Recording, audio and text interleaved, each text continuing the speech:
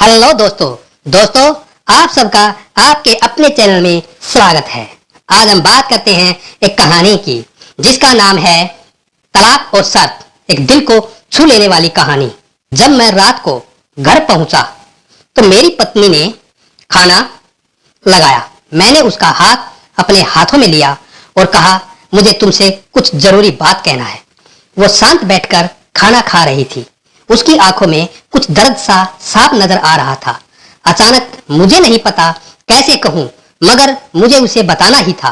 मैंने बड़ी शांति से कहा, मुझे तलाक चाहिए। लगा जैसे उसे मेरे शब्दों से कुछ फर्क नहीं पड़ा, बल्कि उसने मुझसे पूछा, क्यों तलाक चाहिए? मैंने उसके सवाल को अनसुना किया तो उसे गुस्सा आ गया। उसने चम्मच उठाकर फेंक दिया और जोर से चिल्लाई, तुम इंसान नहीं हो। उस रात हमने एक दूसरे से बात तक नहीं की। वो रो रही थी। मुझे पता था कि वो जानना चाहती थी कि आखिर ऐसा क्या हुआ जो हमारा रिश्ता टूटने की कगार पर आ गया है। पर मेरे लिए उसके सवालों का जवाब दे पाना नामुमकिन था। मैं अब किसी होश से, प्रिया नाम था उसका, लड़की से प्यार करने लगा हूँ। अब मुझे उससे प्यार नहीं रहा। मैंने उसे उसके बरसों के प्यार की सजा दी। भरे मन से मैंने तलाक के पेपर तैयार किए। उसमें लिखा था कि वह पूरा घर, कार और कंपनी के 30% शेयर ले सकती है इस तलाक के बदले में। लेकिन उसने उन पेपर्स को देखा, उनके टुकड़े टुकड़े कर दिए। वो औरत जिसने मेरे साथ जीवन के 10 साल बिताए थे, वो आज मेरे लिए अनजान हो चुकी थी। मुझे इन 10 सालों का जो उसने मेरे लिए बर्बाद किए, मगर मैं क्या करूं? जो हो चुका उसे मैं बदल नहीं सकता था, क्योंकि मैं किसी और से, अपनी पत्नी से भी ज्यादा प्यार करने लगा था। आखिरकार उसके सबर का बांध टूट गया और वो फूट फूट कर मेरे सामने रोने लगी। मेरे लिए उसका रोना एक तरह से उसकी रिहाई की तरह था। तलाक की ये बात जो कई दिनों से मुझे परेशान कर रही थी, अब फिलहाल बिल्कुल साफ हो चुकी थी। अगले दिन मैं घर काफी लेट आया।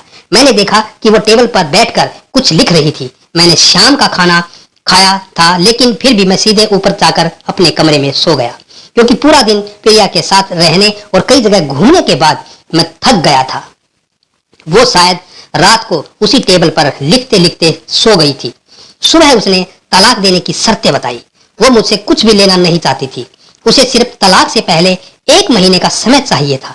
उसने आग्रह किया कि इस 1 महीने में हम दोनों वही पुराने वाला जीवन जिए जितना संभव हो सके, क्योंकि आने वाले महीने में हमारे बेटे की परीक्षा है। वह नहीं चाहती कि हमारे टूटे रिश्ते का प्रभाव उसकी पढ़ाई पर पड़े। मुझे भी यह ठीक लगा, मगर वो कुछ और भी चाहती थी। जैसे शादी के दिन मैं उसे उठाकर अपने शयन कक्ष तक ले गया था, उसी तरह हर रोज 1 महीने तक मैं उसे शयन कक्ष से उठाकर मुख्य द्वार तक ले जाऊं।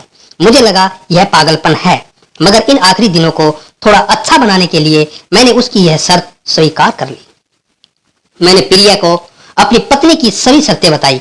वो हंसने लगी। उसे लगा मेरी पत्नी कितने भी तरीके अपना ले, तलाक होना तो तय है। मेरी पत्नी और मैं किसी से भी इस दौरान नहीं मिले थे, लेकिन उस दिन जब मैं उसे पहली बार उठाकर गेट तक लेकर गया तो हम दोनों काफी अजीब महसूस कर रहे थे। पीछे से हमारा बेटा भी खिलखिलाकर खुश हो रहा था। अगले दिन यह काम थोड़ा सामान्य और आसान हो गया। वह मेरे सीने से लगी थी और मैं उसकी खुशबू महसूस कर रहा था। ऐसा लगा जैसे कई दिनों बाद मुझे ये खुशबू मिल रही थी, या फिर कई दिनों से मैंने उसके होने का महसूस नहीं किया था। पहले जितनी उसमें वो कसाव नहीं था और चेहरे पर कुछ हल्की झुर्रियां नजर आ रही थी और बाल भी सफेद होने लगे थे। ये वही औरत थी जिसने अपने जीवन के 10 साल मुझे समर्पित किए थे। चौथे दिन जब मैंने उसे उठाया तो वो पुरानी रोमांच लौटाने लगी थी। और छठे दिन वो पुराना प्यार फिर जागने लगा। मैंने प्रिया को इस बारे में कुछ नहीं बताया था। अब उसे उठाना और आसान हो गया था। शायद हर रोज यह सब करने का मैं आदी हो गया था। एक दिन वह अपनी पसंद की साड़ी निकाल रही थी, लेकिन कुछ खास नहीं ढूंढ पाई। उसने सांस भरते हुए कहा कि उसके सारे कपड़े बड़े पड़ने लगे हैं। तब मुझे पता चला कि वह काफी दुबली हो गई है और इसीलिए मैं उसे आसानी से उठा पा रहा था। दिल को एक झटका सा लगा। उसने अपने दिल में काफी सारा दर्द छुपा रखा था। पता नहीं कैसे मैं आगे बढ़ा और उसके सिर को छू कर देखा। अचानक हमारा बेटा आया और बोला कि पापा, ये तो मम्मा को उठाकर बाहर ले जाने का समय हो गया है। उसके लिए अपने पापा द्वारा मम्मा को इस तरह उठाकर ले जाते हुए देखना जीवन का एक अभिन्न हिस्सा बन गया था। मेरी बीवी ने हमारे बच्चे को बुलाया और जोर से उसे गले लगा, कहीं मैं अपना निर्णय न बदल लूं। मैंने अपनी पत्नी को रोज की तरह उठाया और बेडरूम से सीटिंग रूम होते हुए हॉल तक लाया। उसने प्यार से अपने दोनों हाथ मेरी गर्दन के आसपास रख दिए। मैंने उसे जोर से पकड़ रखा था, बिल्कुल हमारे सुहागरात की तरह। वजन मुझे परेशान कर रहा था। महीने के आखिरी दिन जब मैंने उसे उठाया तो मेरे लिए एक कदम भी चल पाना मुश्किल हो रहा था। हमारा बेटा स्कूल जा चुका था।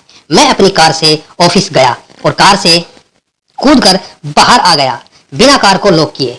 मुझे डर था कि अब एक पल की भी देरी मेरा इरादा बदल देंगी। मैं ऊपर गया। प्रिया ने दरवाजा खोला और मैंने उससे कहा, सॉरी प्रिया, अब मैं अपनी पत्नी से तलाक नहीं लेना चाहता। उसने मुझे देखा और मेरे सिर पर हाथ फेर कर कहा, तुम्हें बुखार तो नहीं है? मैंने उसका हाथ हटाया और कहा, सॉरी प्रिया, अब मुझे अपनी पत्नी से तलाक नहीं चाहिए। हमारी शादीशुदा जिंदगी शायद हम दोनों के ध्यान न देने की वजह से बोरिंग हो गई थी, लेकिन इसका मतलब यह कतई नहीं कि हम एक दूसरे से प्यार नहीं करते। अब मुझे एहसास हुआ है कि जिस दिन मैं उसे शादी करके अपने घर लाया था, उस दिन से जीवन के आखिरी दिन तक मुझे उसका साथ निभाना है। प्रिया के होश उड़ गए। उसने मुझे आदर दिया मेरे मुंह पर। वह रोने लगी और दरवाजा अंदर से बंद कर लिया। मैं सीढ़ियों से नीचे उतरा और आकर अपनी कार में बैठ गया। आगे एक फूल वाले की दुकान पर रुका और अपनी प्यारी पत्नी के लिए एक सुंदर सा गुलदस्ता लिया। दुकानदार ने पूछा कि इस पर क्या लिखना है। मैंने मुस्कुराते हुए कहा कि मैं तुम्हें जीवन के आखिरी दिन तक यूं ही उठाता रहूंगा मेरी अर्धांगिनी। जब उस शाम जब मैं घर आया, हाथों में गुलदस्ता लिए, मेरे चेहरे पर एक मुस्कान थी। मैं ऊपर अपने कमरे की तरफ भाग कर गया, लेकिन तब तक वह मुझे छोड़कर इस दुनिया से जा चुकी थी, हमेशा के लिए। वो कई महीने से कैंसर से लड़ रही थी, लेकिन मैं प्रिया के साथ इतना खोया हुआ था कि कभी ध्यान ही नहीं दे रहा था। उसे पता था वह जल्दी ही मुझे छोड़कर जाने वाली है, इसीलिए वह मुझे और मेरे बेटे के रिश्ते को टूटने से बचाना चाहती थी। मैं नीच उससे तलाक लेना चाहता था, लेकिन फिर भी उसने मुझे अपने बच्चे की नजरों में एक प्यारा पति और पिता बना दिया था। उनकी छोटी छोटी बातें रिश्तों में बहुत महत्व रखती है। बड़ा घर, बड़ी कार और बैंक बैलेंस ये खुशियों का एक हिस्सा जरूर बन सकते हैं, मगर अपनों के बिना इनकी कोई भी कीमत नहीं होती है। दोस्तों, आज की ये कहानी तलाक और शर्त आपको कैसी लगी? अगर आपको ये कहानी अच्छी लगी है तो आप अपने इस चैनल को सब्सक्राइब करना, वीडियो को लाइक करना, शेयर करना और कमेंट करके जरूर बताना दोस्तों।